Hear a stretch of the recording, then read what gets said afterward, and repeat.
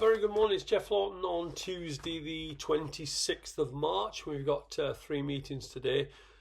Just going to concentrate really on the jumpers for now. As I've said to you before, the flat season has started, if you hadn't really noticed. It starts with a bit of a whimper at the moment, and it does take a while to settle down, so I'm going to concentrate on the jumpers. And if you have just dropped by for the first time, my name is Jeff Lawton, as I said. I am a racehorse owner and a professional gambler. I've had 73 winners with my own horses. I've had a Group 1 and a Group 2 winner with a horse called Unfortunately, who won the Prix Robert Papin and the Prix Morny, both in France.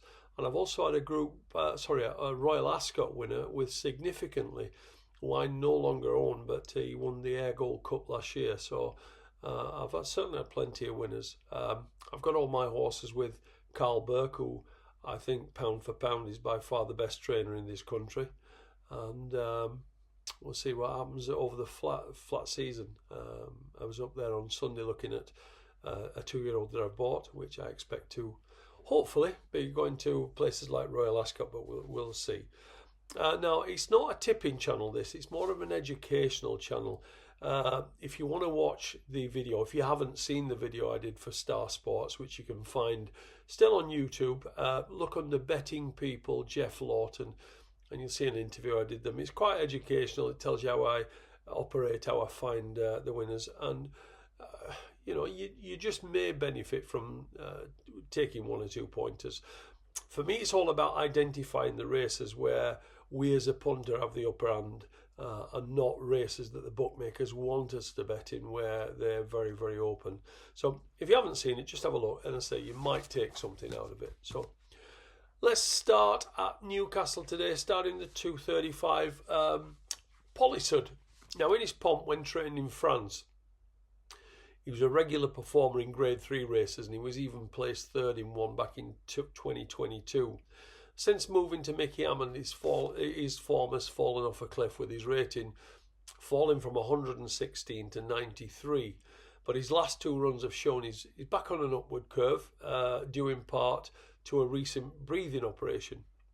Now, he travelled well 2 runs ago at Newcastle when he finished 3rd behind a horse who won for us yesterday, Classic Maestro, and that's decent form for this grade. He then returned to Newcastle, and he won impressively, leading a long way from home, beating a next time out winner more convincingly than the official 3.5 lengths said.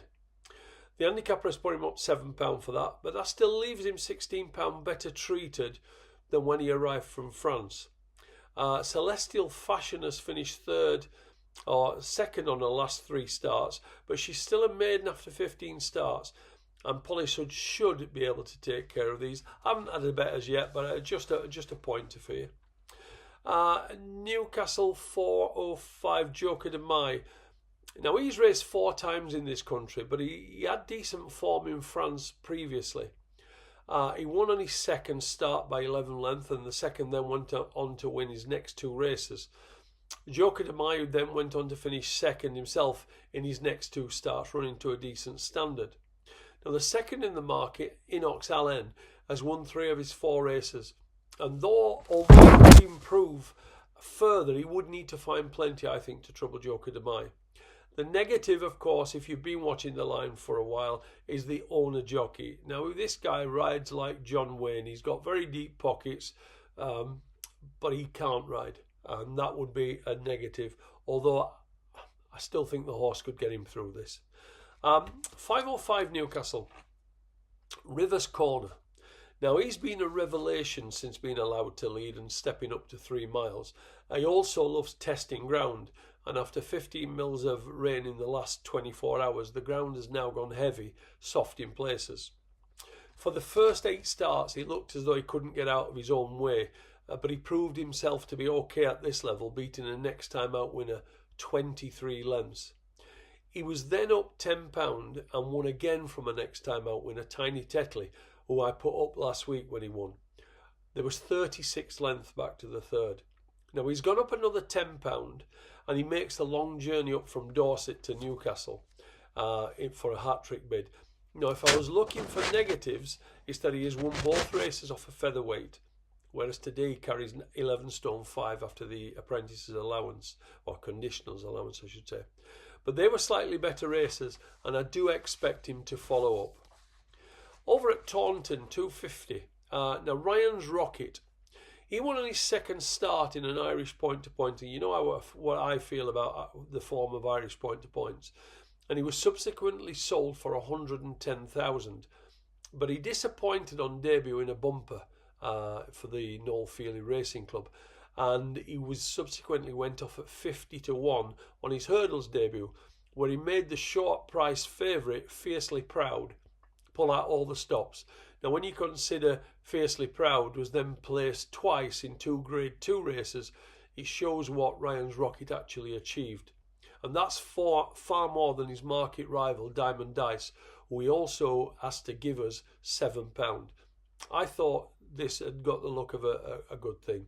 It's priced around about 4 to 5, but I do think there are a lot worse 4 to 5 shots than that. In the 350, LAUGHTON. Now we put this up last time when it won, and he looked an improved hurdler last year with his rating going up from 92 to 125, and he ran well in some real tough looking handicaps. Now he's previously tried his hand at fences, but that was when he was only rated in the 80s and 90s, but returned to that sphere last time at Huntingdon, where in the main he jumped really well. He won with a fair bit in hand. Now he carries a £7 penalty for that, and although he carries 12 stone after the kid's claim has been taken off, he carried 11 stone 11 last time, so the weight shouldn't really be a problem. There are 3 other first time out winners in the race, but he could be progressive over fences, and he is expected to win that. Now, as I've said to you before, these bets go out to my private service at 8:30 as opposed to you getting them at 10 o'clock or after, by which time most of these prices have gone.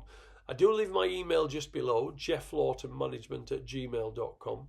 If you want to find out about the private service, if you want to know what it costs, or just simply drop me an email and I'll let you know what you get and what time, etc., etc.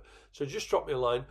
If you also want to subscribe to the line, you can do that just by pressing the subscribe button, and that will tell you, because I'm not going to be on forever, but it does tell you when I'm going to come back and things like that, so it's worth just subscribing. But as I say, drop me a line if you want any further information. Ask me any question about horse racing. If I can answer it honestly, I will do that. But many thanks for dropping by.